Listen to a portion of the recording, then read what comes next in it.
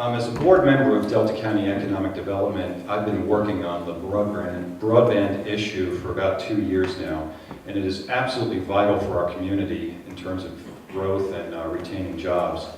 I also think that DMEA's proposal to implement a middle mile solution would totally change the economics of offering broadband in rural parts of the North Fork and other parts of Delta and Montrose counties. So this would lead to increased competition, lower rates, and much higher speed access. So I think this is an absolutely critical program, and I will say that we've pursued other things like EagleNet, we've talked to other ISPs and service providers, and no one else sees it economically viable to deliver these services into the rural parts of our counties. So at this point, I can almost honestly say that DMEA is our final hope to solve this problem. Thank you. Steve?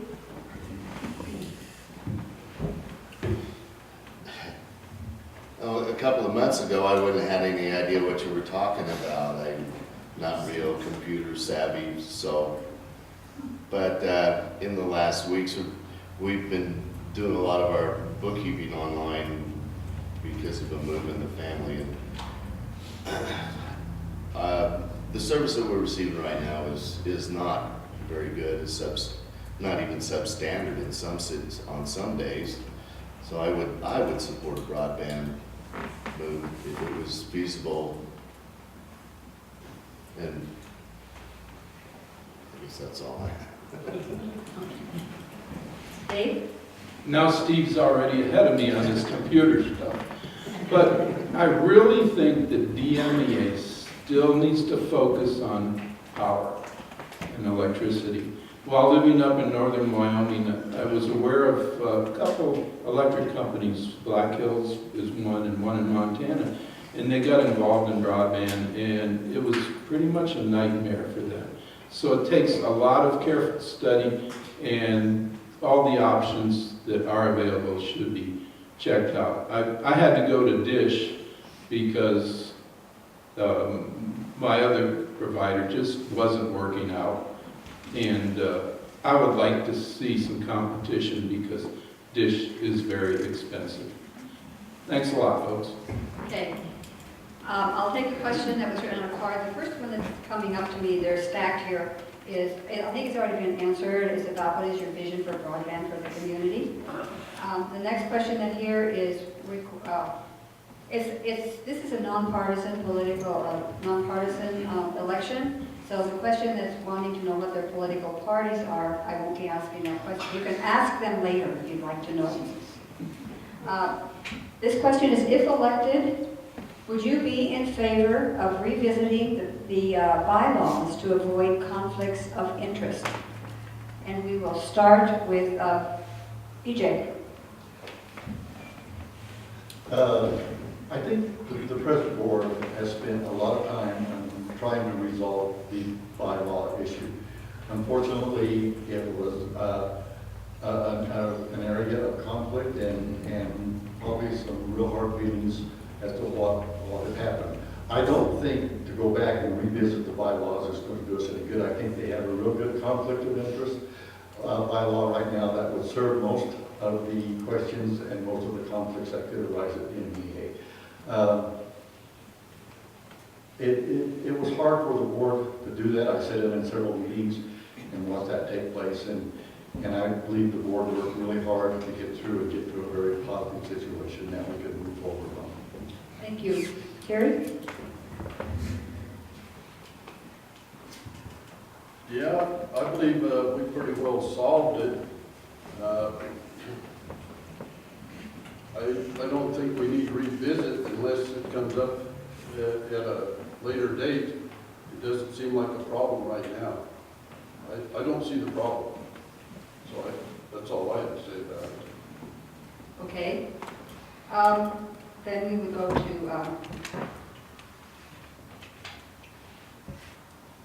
Judy. No? No, Judy.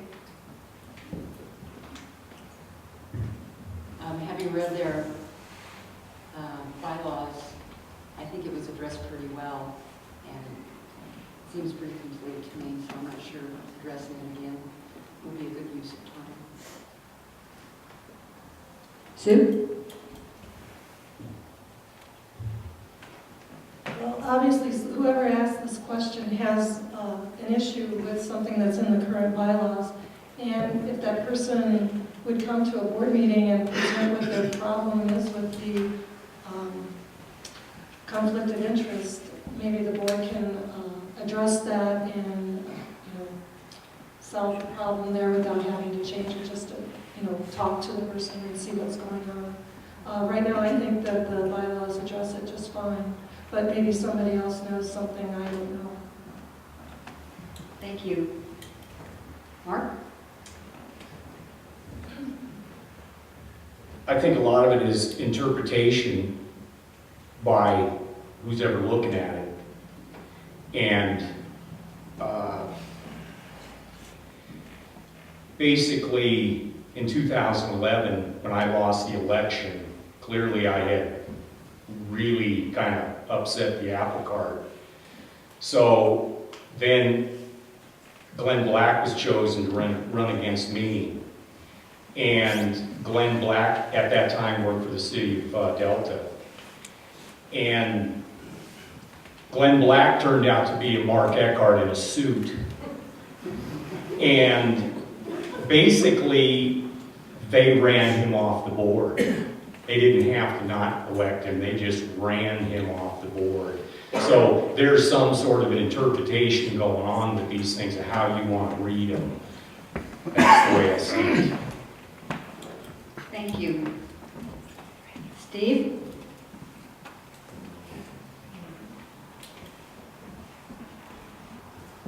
Yes. With the prior disclosure, I think that issue has already been addressed. Okay. Thank you. Dave? No, I'm sorry. That's Go okay. ahead, Dave. I'll go ahead, because I don't have much to say. My philosophy on most things is, if it's not broken, don't fix it. If there is a problem, then it'll be up to the board to discuss that at one of their meetings. Thank you. And John? Well, since I don't have the benefit of some of the experience of some of the other members of the panel, I will say that I did review the bylaws, and I felt they were perfectly adequate. So at this point, unless I found something compelling that needs changing, I think I would say they're good to go as they are. Okay, thank you. We'll take a question from the floor, and Sarah Sutter.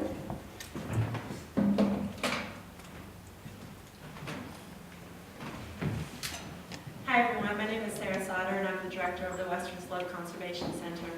My question to all of you is, now that the South Canal project is online and butting against Tri-State's 5% local energy limit, what do you see as the future of local and renewable energy in the DMEA service area? Thank you. Okay, we will start this question response with Derek.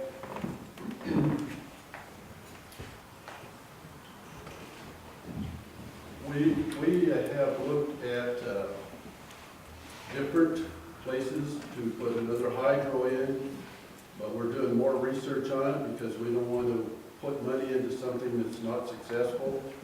South Canal seems to be successful, but all the facts and figures haven't come in, to my knowledge, at where we really are on it. And there's always solar out there. In fact, solar rooftop was talked about. All these options are there. We just have to further educate ourselves on it before we make a step in that direction. BJ? The South Canal is supplying 5% of the energy to DMEA from a generating source. That's all they can have by contract, if I understand correctly.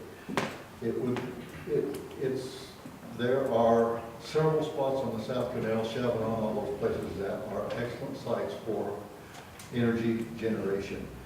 It seems to me like Tri-State and some of these just generating companies ought to be jumping on those type of sites to meet their 20% demand that they're supposed to meet by 2020. And I don't understand why that's not happening. It seems like they're holding way back. I think that our organization, DMEA, should work hard to help institute these spots and make clean energy available to our customers, our consumers. Thank you. Dave?